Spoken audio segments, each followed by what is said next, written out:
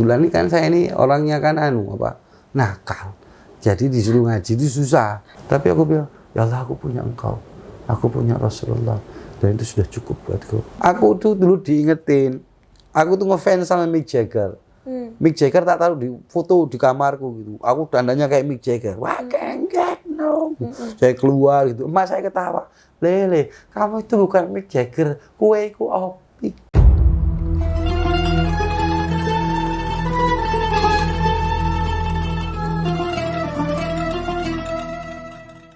Assalamualaikum warahmatullahi wabarakatuh. Hai Sobat Villa, ketemu lagi di channel Cafe Rumi Jakarta.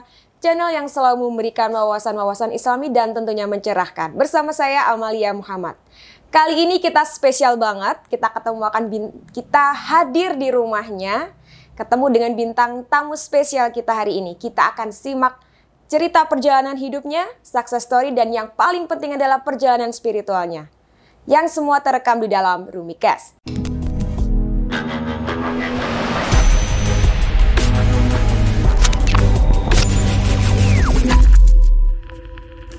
Baik. Siap. Assalamualaikum Mas Opik. Assalamualaikum warahmatullahi wabarakatuh. Bagaimana kabarnya, sehat? Alhamdulillah luar biasa. Berkah, alhamdulillah luar biasa. Legend ya. Ya, Sudah lama loh menunggu. Mas Opik nih kapan nih jadwalnya? Oke, lagi sibuk apa nih Mas Opik? Ini lagi sibuk ada safari pondok di Jawa Timur, kemudian perjalanan keliling ke seluruh Indonesia, silaturahmi sama sepuh-sepuh, kemudian minta nasihat, kemudian mulai nulis lagi. Luar biasa Mas Opik. Mas Opik tuh legend terkenal dengan Tombo Ati. Alhamdulillah. Ya kan? Alhamdulillah. Tombo Ati berarti memperbaiki hati. Ya, begitu. Kenapa itu? Kenapa sangat terkesan dengan memperbaiki hati? Jadi Tombo Ati ini ada di kitab Bidayatul Hidayah. Jadi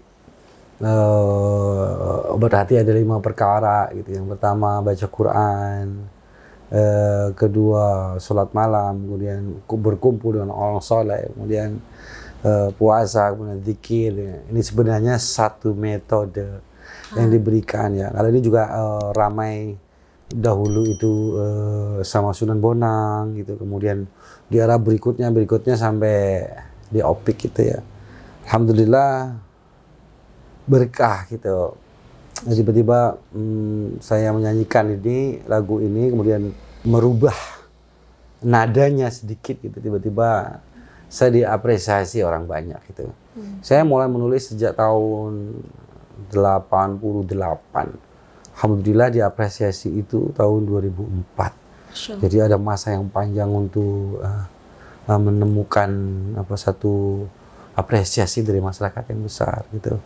Tapi ya itu pokoknya yang saya ngerti itu saya nulis saja, saya berbuat, saya nulis gitu. Saya ini kan bisanya cuma 3, bisa ngaji, bisa berantem, yang sudah bisa nyanyi. Nah, saya milihnya nyanyi aja. Nah, gitu nyanyi. Saya nulis, alhamdulillah bergabung dari satu grup ke grup lain sampai akhirnya ya ini ada saudara saya Agus Izwar gitu, dia kasih kesempatan saya untuk masuk di album Tausiah Dzikir Ustaz Arifin Ilham. Kemudian setelah itu baru diapresiasi. Habis itu saya menulis album Istighfar. Masya Allah apresiasi masyarakat luar biasa gitu ya. Ya sudah mulai berlangsung terus, alhamdulillah. Ternyata emang kayak saya ini nggak terlalu banyak faham kepada banyak hal gitu. Tapi Allah perjalankan dengan karya itu sampai keliling dunia gitu ya. Masya Allah. Masuk buat konser ke tempat yang nggak mungkin gitu ya. Saya buat konser di Rusia dengan 5.000 penonton dengan apresiasi ya. Di situ biasanya Bryan Adam nyanyi di situ, Whitney Houston, jadi panggungnya luar biasa. Tapi Allah hantar di sana, padahal kemampuan bahasa saya terbatas. Mau bisa konser di Alexandria, di Egypt, di Mesir, kemudian di mana-mana gitu ya, di Turki. Jadi karya menghantarkan, ya Allah yang menghantarkan dengan keterbatasan saya. Dari situ kenal banyak ulama, banyak guru, banyak itu ya. Kemudian intens kita berhubungan, intens sehingga banyak sekali masukan ke dalam syair-syair lagu-lagu saya gitu. Alhamdulillah.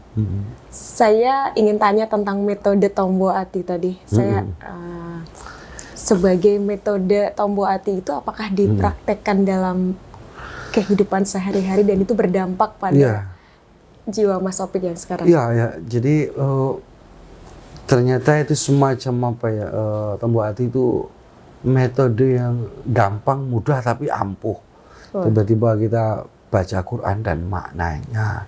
Ini satu hal yang penting. Kadang-kadang kita kalau di tempat saya di desa ya deres Quran gitu, baca aja gitu. Tapi ini kok ada perintahnya, suruh sama artinya. Tiba-tiba menjadi Quran menjadi bentuk furqan, bentuk syifa, bentuk obat, bentuk ilmu, bentuk nur, bentuk apa-apa. Jadi luar biasa. Dan di sini kita latihan setiap hari. Ini berlatih. Kita setiap hari hatam. Jadi kita ada berapa anak di sini. Kamu pegang 5 juz, ada yang 2 juz, ada yang ini kita baca. Terus pelan-pelan kita baca artinya pelan-pelan. Kemudian kalau di sini di Rumah Umat Tombo Ati ini ada juga belajar menulis Al-Quran gitu. Kemudian saya punya ibu Lilik Soleha ini, ibunya ini dia pekerjaan penulis Al-Quran. Dia menulis Al-Quran. Jadi setiap 3 hari hatam. Nah itu sekarang kita diwariskan ke kita semua di sini. Kita coba menulis Quran, kemudian kita hatam setiap hari. Maksudnya itu dari anak-anak yang di sini. Ya, teman-teman di Rumah Umat Tombo Ati ini sambil ngamalin Tombo Ati gitu. Terus belajar sholat malam gitu, kadang-kadang berjamaah, kadang-kadang sendiri-sendiri gitu. Karena kalau guru menyampaikan sama saya itu salah satu syafaat itu selain dari Quran, selain dari Rasulullah SAW, ada juga dari sholat sunnah yang sebanyak-banyaknya gitu. Jadi sholat, kemudian ya yang paling pentingnya ini berkumpul dengan orang soleh gitu. Yang ketiga ini tiba-tiba menemukan buruk apapun hari ini, ketika aku punya guru, ketika aku punya mursyid, ketika aku punya ustadz, punya kiai, kita ikut dia gitu. Jadi ada syafaat juga dari orang-orang soleh kepada kita gitu. Jadi insya Allah kayaknya yang paling gampang ini berkumpul dengan orang soleh, datang aja ke majelis-majelis, datang kepada para habaib, datang kepada guru-guru, kita duduk dekat saja. Ya Allah, mungkin aku nggak paham kepada apa yang dia ceritakan kepada diriku karena saking bebalnya aku, tapi setidaknya aku hari ini kau beri izin untuk duduk di tempatmu yang mulia ini, gitu. Jadi masya Allah berkumpul dengan orang soleh. Jadi sebenarnya berkumpul dengan orang soleh ini kompleks ya. Karena umpamanya kamu dalam kehidupan ini punya nilai 10, maka frekuensi yang memancar itu 10, maka rezekinya 10, makanannya 10, musuhnya 10, termasuk ilmunya 10. Jadi dia gitu. Dan kemudian ketika misalnya kita bicara sekarang, tidak hanya telinga, pikiran, mata kita yang menangkap, tapi ada sesuatu dalam diri kita yang menangkap, ada sesuatu dalam diri kita yang berkomunikasi di situ. Jadi dulu sama bapak saya ya, Pak Gofur, saya dibawa ke ulama-ulama ketika saya masih kecil gitu. Saya ditidurkan di sebelahnya. Orang yang ceramah saya taruh di sebelahnya, Sebenarnya semacam ada komunikasi ruang bawah sadar yang terjadi di situ.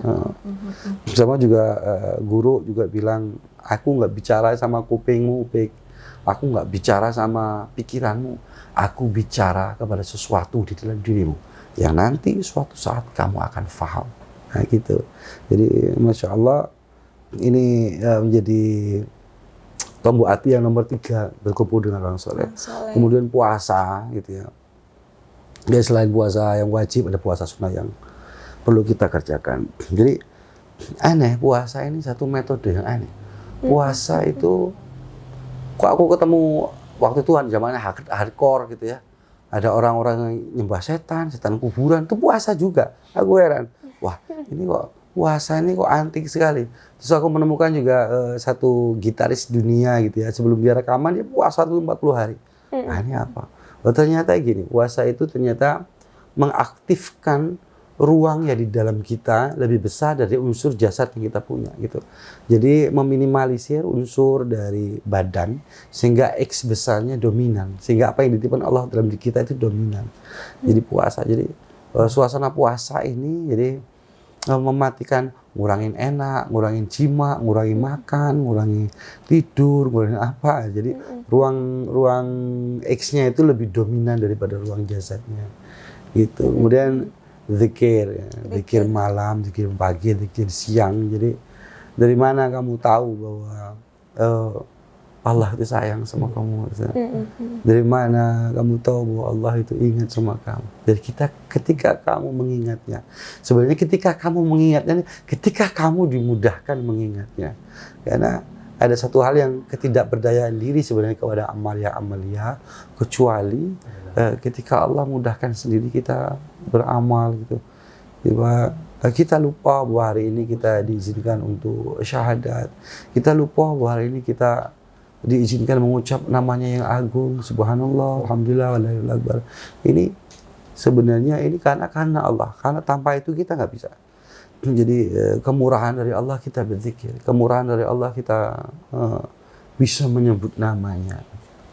Jadi khususnya zikir ini, aku ingat Ustaz Jeffrey Al-Bukhari ya. Dia suatu saat datang, dia tanya kepada saya, "Wah, apa yang Wak syukuri dalam hidup?"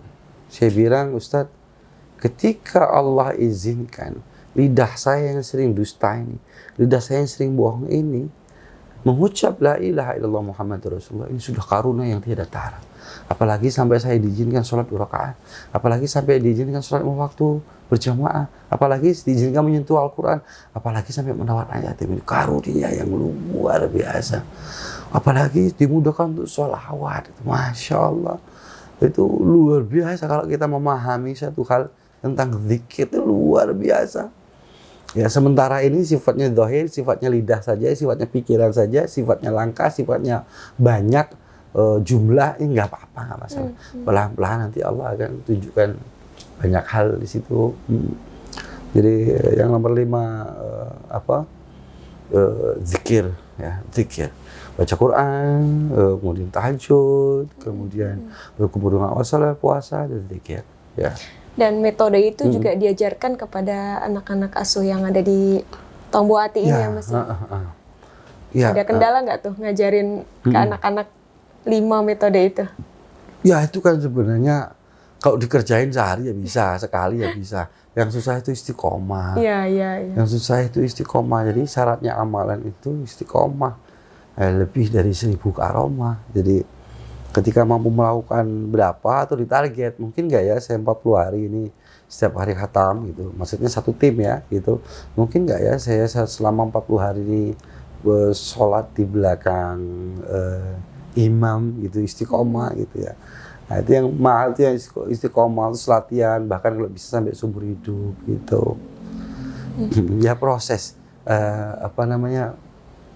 kita nggak bisa paksain orang lain untuk bisa seperti yang kita pengen gitu, tapi yang bisa kita memaksa diri kita sendiri gitu, untuk keras sama diri sendiri. Kalau sama orang lain ya enggak apa-apa, manajemennya itu sama santri sama anak itu manajemen maklum gitu.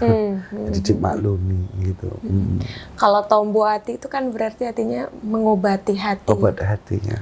Apakah harus mengalami masalah dulu terus baru hatinya diobati, atau semua pun harus mengenal hatinya, harus tahu akan hati itu yang mana? Seperti apa Mas Obed? Menurut pengalamannya Mas Obed? Iya, obat hati itu sebenarnya gini, kita itu ketipu sama seneng, sama susah gitu, sama ada, sama tiada, sama malam, sama siang. Intinya sih bukan begitu gitu.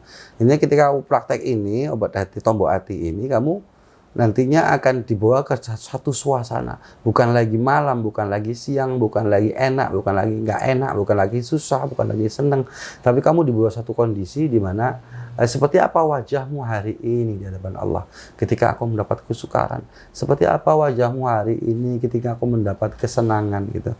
Jadi dalam keadaan susah ya kamu ya ngaji Quran, dengan maknanya, sholat malam, tetap ini membawa satu kondisi yang kemenangan sejati, kebahagiaan sejati. Kebahagiaan sejati itu bukan kamu menangis atau tertawa, kamu kaya atau miskin, kamu hebat atau tidak hebat. Kebahagiaan sejati itu kamu duduk, kamu sujud di hadapan Allah, kamu madep sama Gusti Allah. Nah itu. Nah, cara-caranya ngapain? Pas saya kalau ketemu, mungkin salah satu bisa baca Quran, bisa sholat, bisa zikir, bisa puasa. Itu satu bentuk-bentuk sebenarnya, bentuk-bentuk memudahkan kita bagaimana menjalani hidup, kayak gitu. Kayak lebih ke pedoman aja ya, pedoman kita dalam hidup di dunia ya. Oke. Dari lagu yang bersifat religius terus sekarang jadi ke sholawat gitu ya. Ada nggak sih yang nyinyir kok sholawat dijadiin lagu sih gitu? Ada nggak yang sempet? Ya, nggak ada. Alhamdulillah. Tapi kalau yang nganggap bahwa saya sih nggak terlalu masalahin ya, Mas Sopi ini bid'ah nih, nyanyi sholawat, nyanyi ini ahli bid'ah, ahli neraka nomor 1 gitu. Dulu nomor 1 saya, nomor 2 UJ dulu. Tapi ya saya enggak apa-apa gitu. Ya saya enggak pusing sama pendapat orang gitu ya. Jadi teman-teman, kamu ini gini-gini, iya Ustaz doain saya dapat hidayah seperti antum dapat hidayah. Sekarang ini saya belum dapat hidayah, saya tak nyanyi aja sepuasnya. Gitu. Nah, jadi saya enggak masalah. Kata orang saya itu sebenarnya enggak mau ngubah apapun dalam diri saya. Saya pernah mengalami situasi berat dalam hidup saya gitu, tapi ya itu ternyata cuma saja warna-warna. Kalau nyanyian laguku, nyanyian hidupku, tiba-tiba ada refrain, ada koda, ada interlude, ada melodi, ada kayak gitu aja. Nggak terlalu masalah. Banyak orang yang mengagumi sosok Mas Opik yang bersahaja dengan syair-syair yang menggugah hati. Apa itu tuh sebenarnya curahan hati atau buah dari pemahaman Mas Opik belajar ngaji gitu? Iya sih.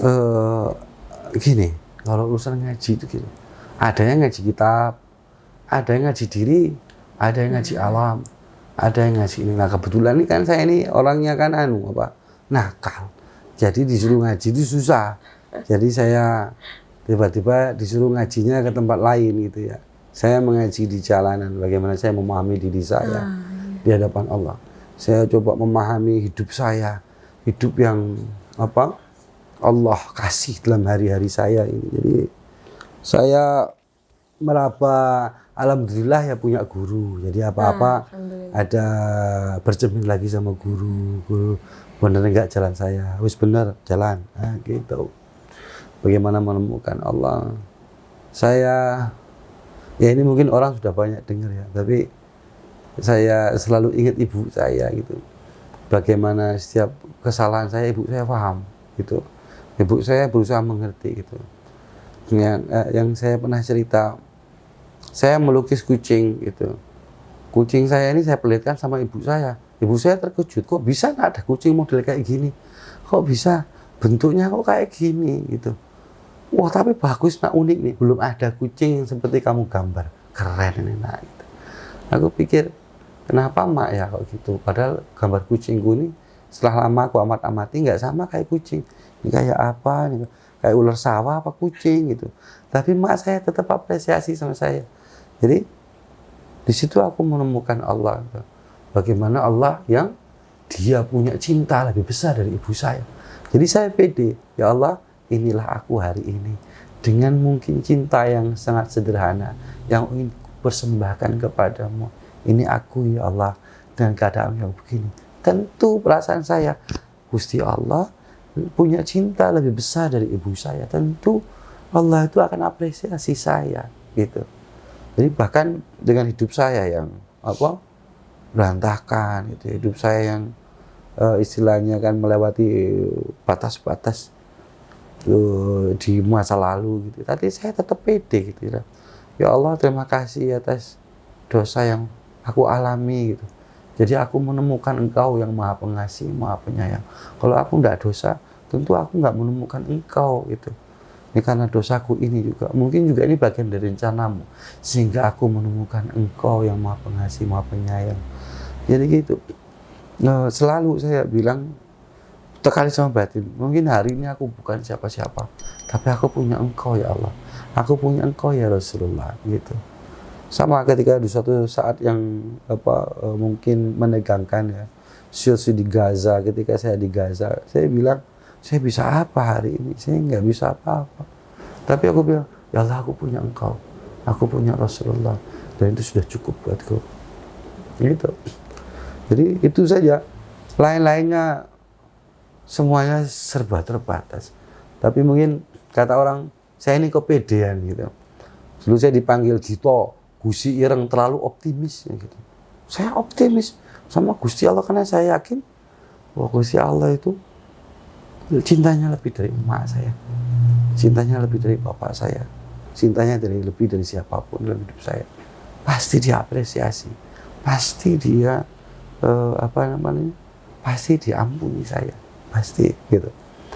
Dalam usaha yang terus menerus setiap hari gitu ya, berusaha menancapkan yang betapa indahnya engkau ya Allah yang begitu sempurna mempunyai cinta kepadaku, kepada keadaan gitu. Kalau kepada orang lain saya nggak ngerti. Saya yang tahu sama diri saya sendiri. Oh, Gusti Allah sayang banget itu. Buktinya dimudahkan. Ketika mengucap zikir itu ada muatan gitu. Dulunya saya zikir biasa aja, pokoknya banyak aja. Tapi lama-lama saya baru memahami harus diberi muatan. Seperti engkau memanggil kekasihmu, harus diberi muatan isi dari tiap katanya. Apa itu? Rasa cinta. Dan ternyata inilah yang menjadi kendaraan tercepat untuk kita datang kepadanya, untuk kita datang kepada Rasulullah SAW, untuk kita datang kepada siapa saja, memberikan rasa, memberi muatan cinta di dalamnya.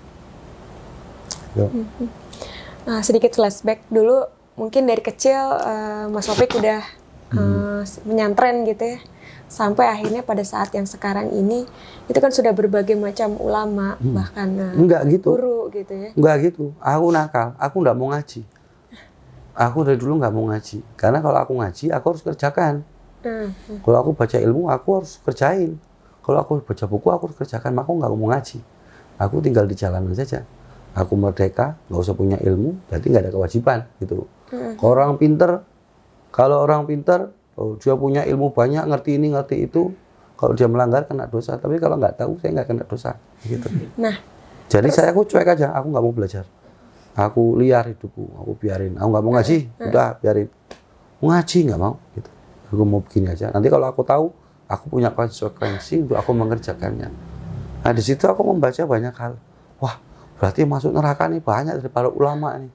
Para ini kenapa kok mereka punya banyak pengetahuan tapi nggak ngerjain gitu. Cuma sebagai sifatnya ilmu yakin saja, cuma tahu-tahuan aja. Oh ini tapi nggak dikerjain. Maka dulu nggak usah lah gitu. Nggak usah ngaji gitu. Aku merdeka aja. Aku main gitar aja sepuas-puasnya. Aku melukis, aku berpuisi, aku tinggal di jalanan, aku merdeka gitu. Tapi ya itu, emakku itu memang perhatian. Boleh kamu macam-macam silakan, tapi sholat jangan tinggal. Ya, itu saja. Yo oke, siap. Berarti sholat nggak tinggal, yang lain boleh ya mak, boleh oke. Jadi aku sangat percaya sama emakku, percaya gitu. Bahkan kalau waktu itu kita ada di Jakarta, mak di desa, kata emak mau kirim uang nggak cukup itu, maka dia kasih makan fakir miskin. Nanti saya merasakan kenyang dari apa yang emak kirimkan itu. Ini nasi ini, oh aku kayaknya makan nasi ini gitu.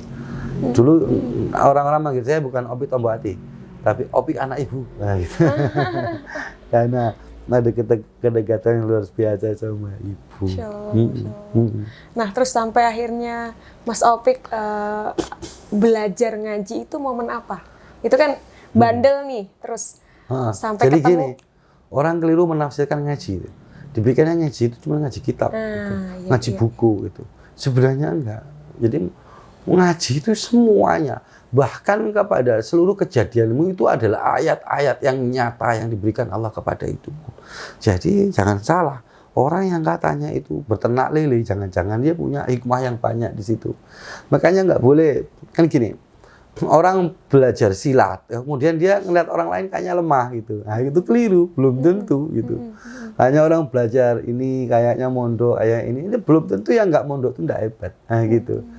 Nah, ini kan sisi saya ya, kan boleh. Kalau orang membanggakan orang ngaji, saya membanggakan saya nggak ngaji gitu.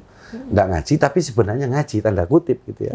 Jadi ngaji itu ngaji diri saya sendiri, bagaimana saya menemukan perjalanan yang seperti ini gitu.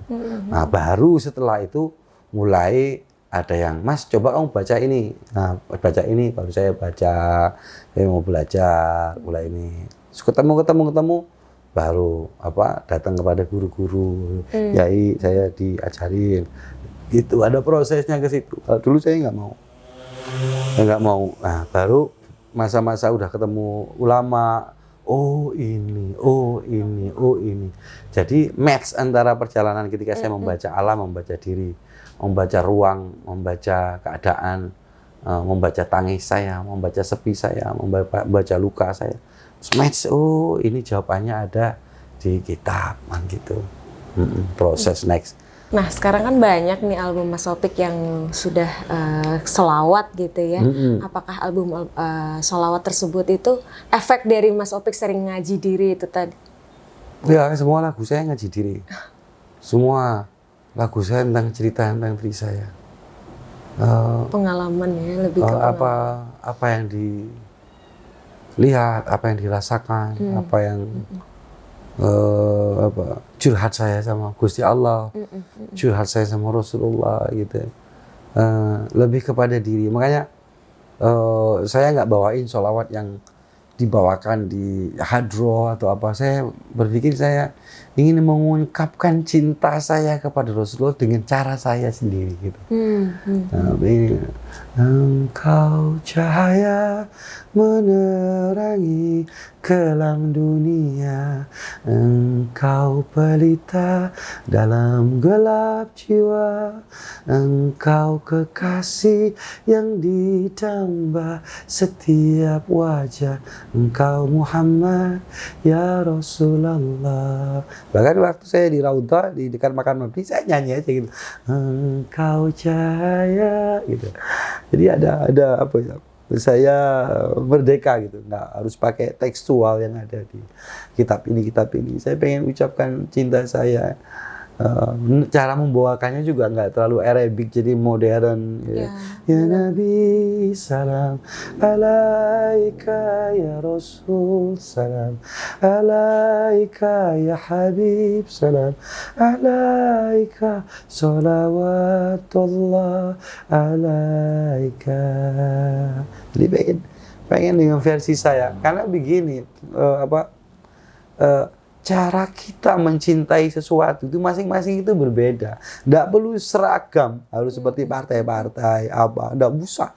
Kamu just menjadi diri kamu sendiri gitu loh. Aku tuh dulu diingetin, aku tuh ngefans sama Mick Jagger. Mick Jagger tak taruh di foto di kamarku gitu. Aku dandannya kayak Mick Jagger. Wah, gengget no. Saya keluar gitu. Emak saya ketawa. Lele, kamu itu bukan Mick Jagger, kueku Opik. Dadi Opik wae gitu. Wah. Aku pikir iya juga ya gitu ya. Jadi aku pajang sesuatu yang aku kagumi dalam itu. Tapi itu bukan aku. Kenapa nggak aku mulai dengan caraku sendiri gitu. Kenapa sih kita takut bermimpi menjadi sesuatu gitu? Kan kamu punya Allah. Allah mampu mewujudkan seluruh mimpimu. Kenapa kamu begitu miskin atau meremehkan Allah dengan cita-cita yang sedikit atau cita-cita yang bisa? Kamu bisa kalau kamu punya Dia, beres semuanya. Gitu. Makanya aku menyanyikan apa yang aku mau. Kalau aku menuliskan syair atau aku versiku sendiri saja. Aku coba merdeka gitu. Aku ditanya, Mas Sofi bisa melukis nggak? Bisa. Kalau saya suka Avandi dan Saleh susah, tapi kalau kayak Opik bisa. Apa saya lukis sama hidung saya, bebas merdeka itu. Nah, orang nggak boleh ikut campur, karena itu kesenangan saya gitu. Mas Sofi bisa nulis orkestra, bisa. Aku bisa komposisi orkestra. Mana Mas partiturnya? Nggak usah pakai partitur. Nyek, main. Nyek. Kamu itu jadi selesai. Kalau aku nunggu pakai sifatnya tuh pelajaran sekolah dulu, gini-gini, lama nggak jadi. Kapan? Waktu saya habis. Saya merdeka saja. Allah diberikan semua dalam diri saya yang terbatas, kecuali satu, unlimited. Apa itu? Imajinasi. Aku bisa menjadi burung, aku bisa menjadi ikan, aku bisa menjadi ranting pohon, aku bisa menjadi rembulan, aku bisa menjadi apa saja yang aku mau. Di situ aku bisa menulis. Aku bisa jadi keyboard, aku bisa jadi piano, bisa jadi drum, bisa jadi ini, bisa jadi backing vokal, bisa jadi ini. Jadi aku buktikan, aku membuat film. Aku film jadi sutradara sendiri, pemainnya sendiri, nulis sendiri, dibiayai sendiri, nonton sendiri. Enggak apa-apa, boleh. Aku nggak mau batasin, oh harus pakem ini ya. Enggak. Kita itu kompleks, Allah kasih kita tuh kompleks. Kamu bisa menjadi apa saja. Asalkan kamu murni, kamu tulus, ya sudah sederhana. Nanti Allah kasih nilai. 9. Jelek lagi. 9 semuanya. Kalau yang menilai Allah itu bagus semuanya. Kayak emak menilai anaknya kentut bagus, anaknya berak bagus, anaknya ketawa bagus, semua yang namanya cinta. Gitu. Gusti Allah juga begitu. Ya kalau yang menilai kita orang itu masih susah, tapi kalau Gusti Allah yang menilai, baik kayak kita, anak kita itu mau apa sih kita seneng gitu, nangis seneng, lihat dia ketawa-ketawa seneng gitu loh. Tapi kalau dia lagi sakit, pasti kita sedihnya luar biasa, bahkan lebih sedih daripada anak itu sendiri, gitu. Jadi bagaimana menangkap ruang ketuhanan yang sangat sederhana, yang memang itu karena bukan dibuat-buat, memang adanya begitu, kayak gitu. Nah ini menjadi ruang perenungan sehingga menjadi syair, menjadi lagu, ya lagu-lagu yang saya tulis di album. Sekarang sudah sampai 17 album, 18 album, udah banyak sekali gitu. Jadi setiap saya menulis. Ya Allah, ini lagu terakhirku. Pasti saya tulis. Ini lagu terakhir saya. Habis itu dapat lagu kedua. Alhamdulillah. Ini lagu terakhirku ya Allah. Dapat lagi. Jadi. Jadi setiap workshop itu biasanya 6 bulan. Kita buat lagu berapa gitu. Itu semua. Kadang-kadang jadi musiknya dulu, baru syair. Kadang-kadang syair dulu, baru musik. Tapi intinya apa yang dilihat, apa yang dirasa, apa yang dibaca, apa yang digini. Nggak ada yang lain menjadi.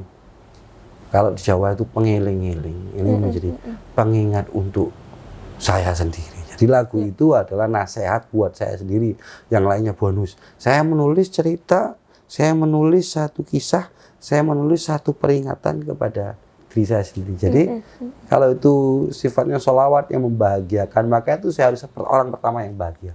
Kalau saya nulis yang ketakutan, ya itu harus saya dulu yang ketakutan. Terangkanlah, misalnya gitu ya. Hati yang malu saat hilang arah. Saya tulis di makam Baqi di Madinah. Tulis ada pertanyaan. Ya Allah biha, ya Allah biha, ya Allah bihusn. Ada harapan, ada doa gitu. Ada pertanyaan dalam diri. Kira-kira kamu husnul khotimah nggak sih di umurmu yang kesekian ini? Kira-kira dari poin hari-harimu, wajah yang mana yang ingin kamu perlihatkan kepada Allah, kepada Rasulullah SAW? Hari yang mana yang kamu andalkan untuk kamu datang kepada Allah, datang kepada Rasulullah SAW? Coba kamu lihat. Hari yang mana, amal yang ya Allah biha, gak ada yang lain.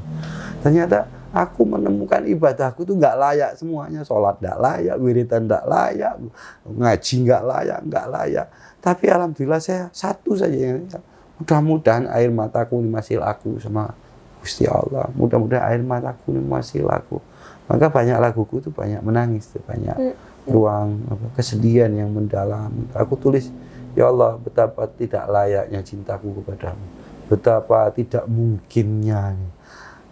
Jangan kayaknya aku melakukan satu persembahan pemujaan kepadamu, tapi jangan-jangan aku melempar kotoran dalam hari-hariku. Betapa aku meremehkanmu ketika aku khawatir kepada esok hari. Betapa aku meremehkanmu ketika aku khawatir kepada anak-anakku harus makan apa. Betapa aku meremehkanmu ketika aku khawatir kepada hal-hal yang sifatnya cuma was-wasil khadas di masa depan. Nah di situ nangis lagi, nulis lagi gitu. Nah, kalau bahagia juga begitu, bahagia juga nulis gitu. Maka ya alhamdulillah saya jadi seperti saya ini, saya bersyukur banget ya. nangisnya dapat duit, itu senangnya dapat duit juga gitu. Enak. Khusyuknya dapat duit, enggak khusyuknya dapat duit gitu. Karena kalau ukurannya sukses itu ya. Memang begitu. Jadi alhamdulillah, ini mungkin yang Rabbana atina fid dunya hasanah fil akhirati hasanah wa qina adzabannar. Dunianya senang, ininya senang.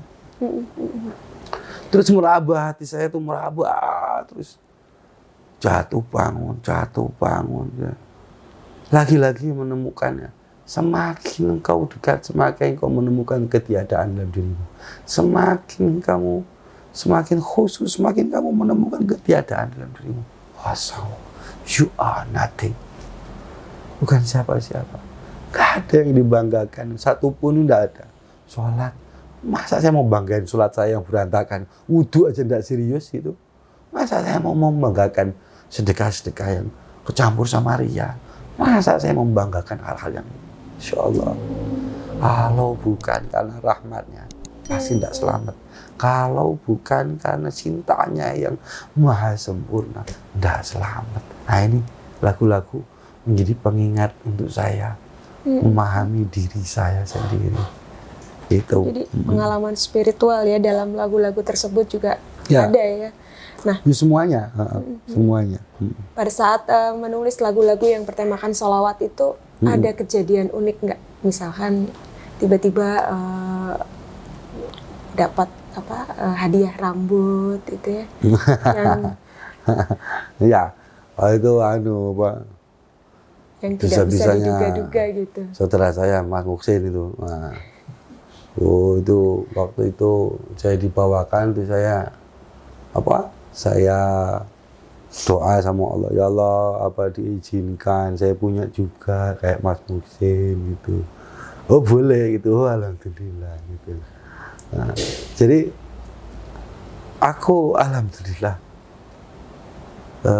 saksinya banyak ya. Hampir semua yang ku minta itu dikabulkan. Jadi itu aneh tuh. Ini orang baru tahu itu setelah sekian tahun bertemu. Ternyata apa yang kamu minta ini terjadi. Ini. Penglihatanmu terjadi ini. Masya Allah, aku juga heran. Kok bisa ya? Kok aku sudah sampai di sini gitu.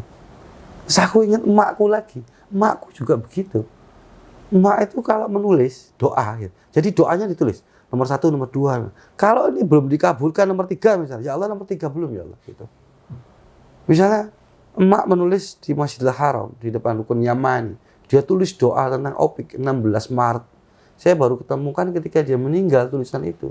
Emak ini ternyata menulis doa semuanya. Dan semua yang ditulis tentang saya itu dikabulkan semuanya. Sampai terakhirnya itu anakku Opik jadi kiai se-Indonesia gitu. Wah, aku pikir, wah ini surat berat nih Mak. Ini setengahnya saya masih rock and roll kan gitu. Setengahnya. Tapi ya itu.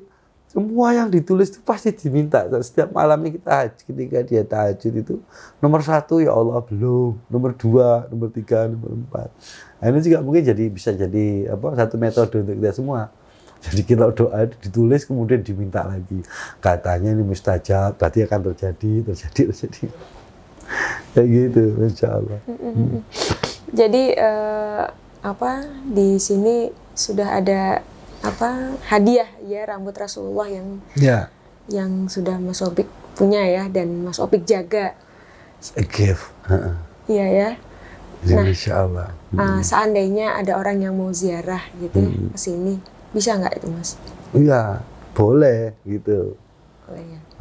Jadi rambut Rasulullah itu susah saya ngomongnya. Jadi karunia dia. Jadi kalau aku dekat sama rambut itu ketika aku cium gitu ya Rasulullah, sudah sedekat ini aku mencium pipimu gitu. Ada bisik di hati, jadi ada komunikasi tersendiri, jadi unik, ada keindahan gitu, ada cinta, ada apa gitu ya.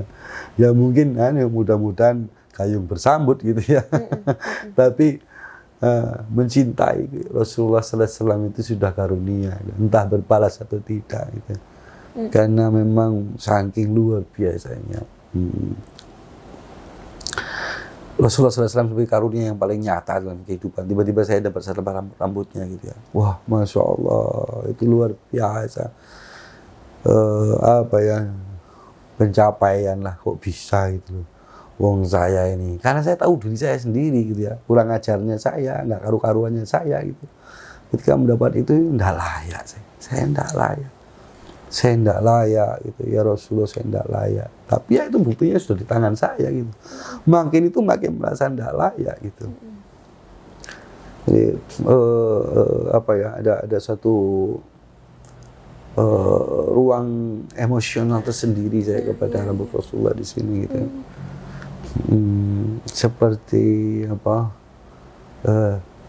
Ini tanda cinta untukmu. Wah, itu jadinya gemeter terus ya itu. Ini Masya Allah luar biasa, luar biasa.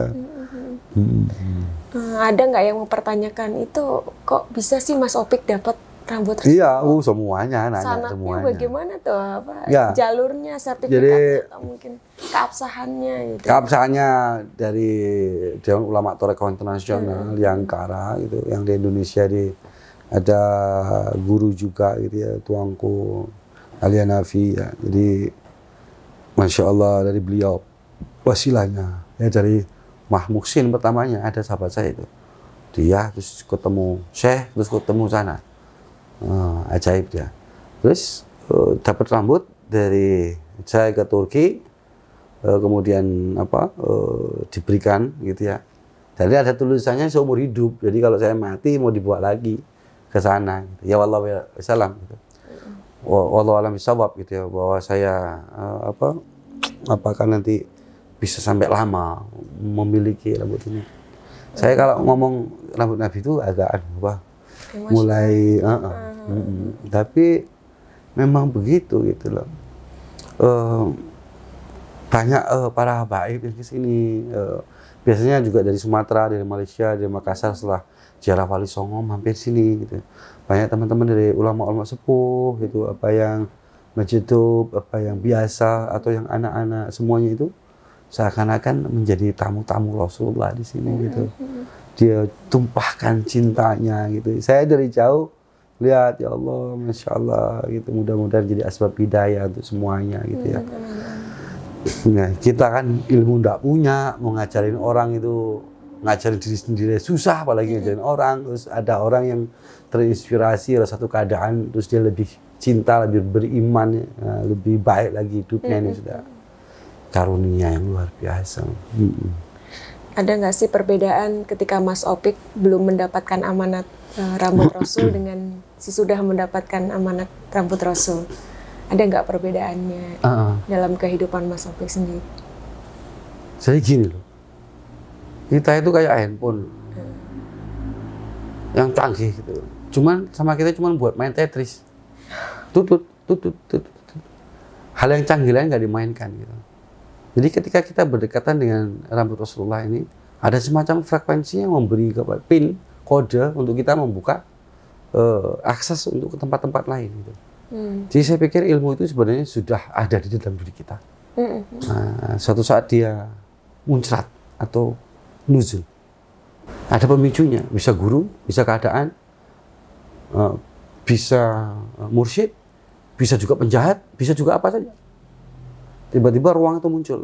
Nah, kalau di rambut Rasulullah ini, dia itu kayaknya semuanya kebuka gitu.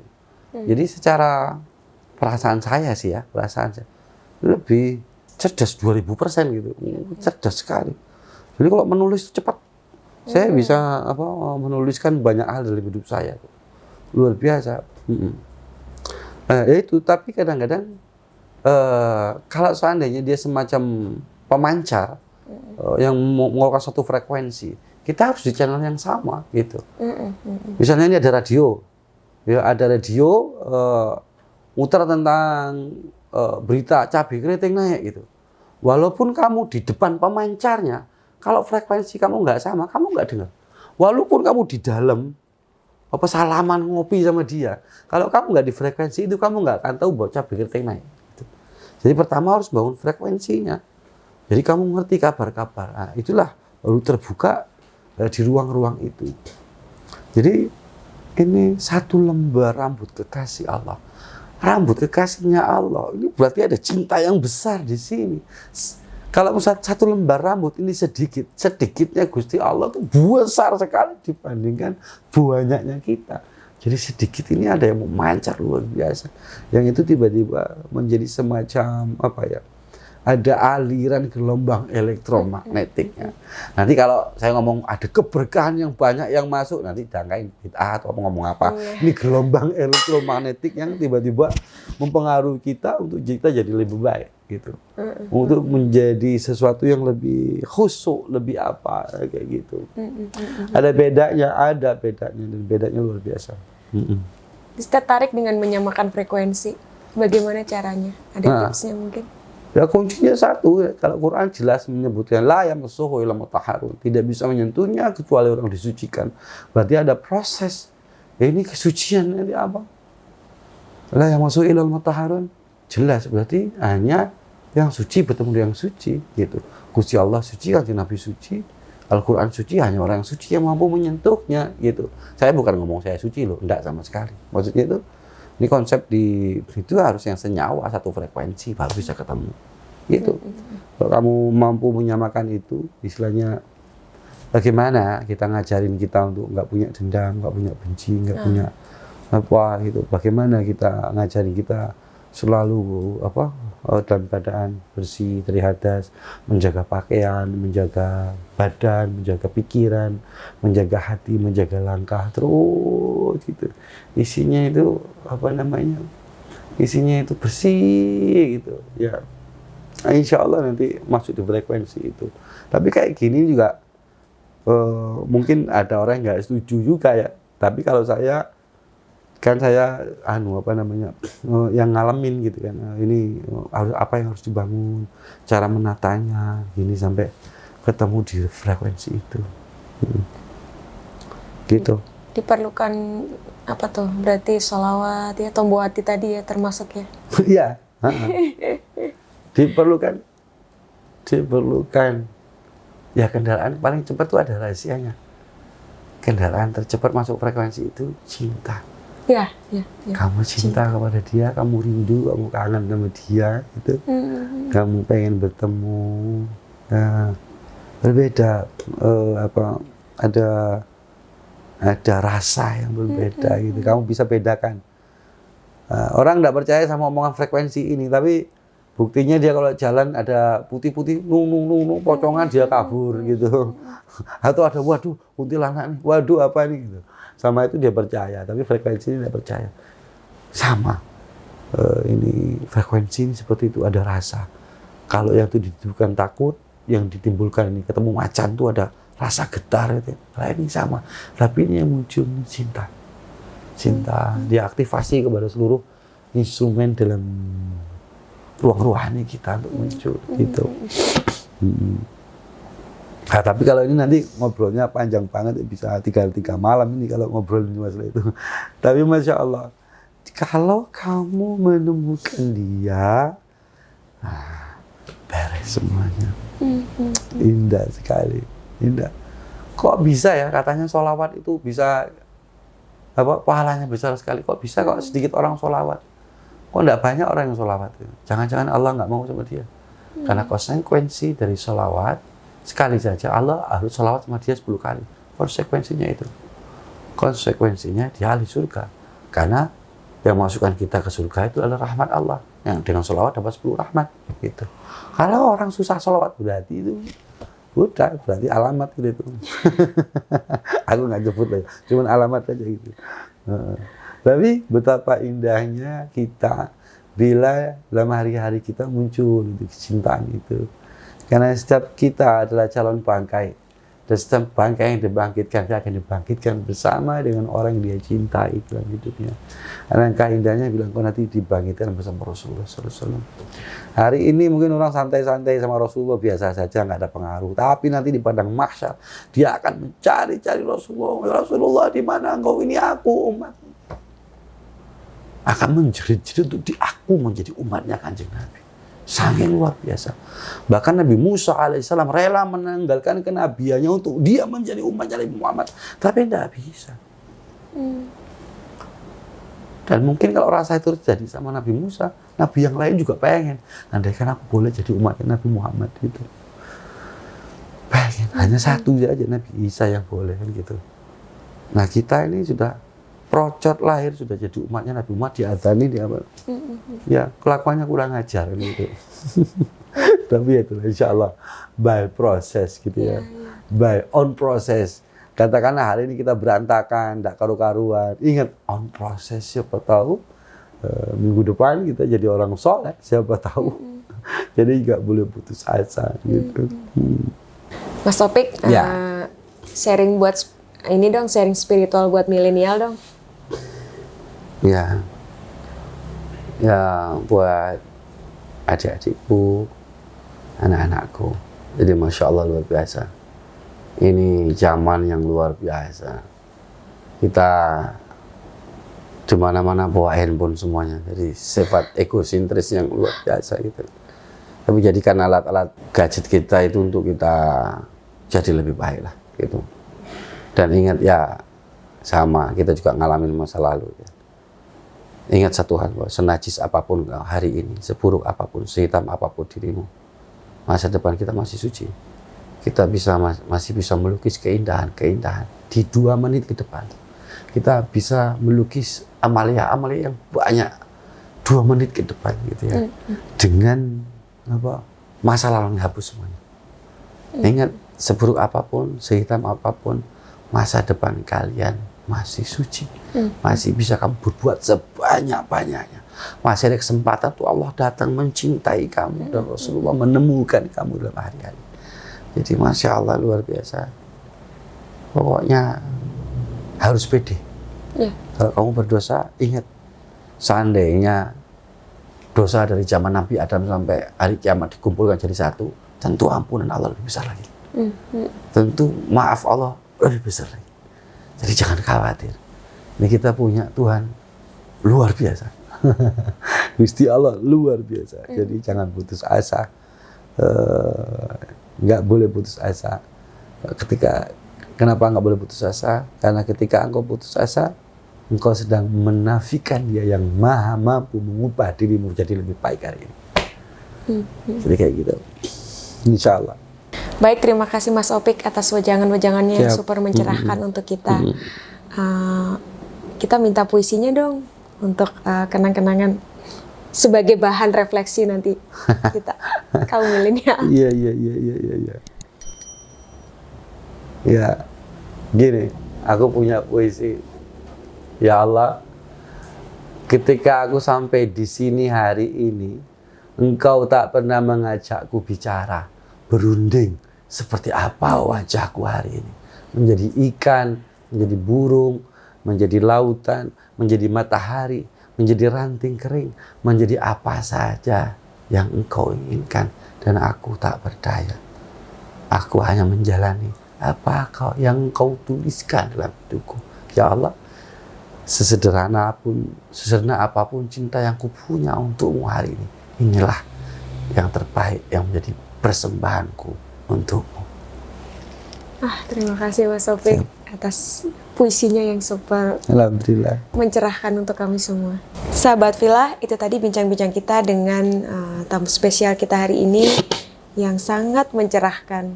Semoga dari bincang-bincang tersebut, dari wejangan-wejangan tersebut banyak yang kita ambil untuk kita refleksikan semakin menjadi pribadi yang lebih baik lagi. Pantengin terus channel Cafe Rumi Jakarta. Jangan lupa klik like, subscribe, dan share supaya kebaikan ini berlanjut dan Anda ikut andil kebaikan bersamanya. Saya Amalia Muhammad, pamit undur diri. Billahi taufik wal hidayah. Wassalamualaikum warahmatullahi wabarakatuh.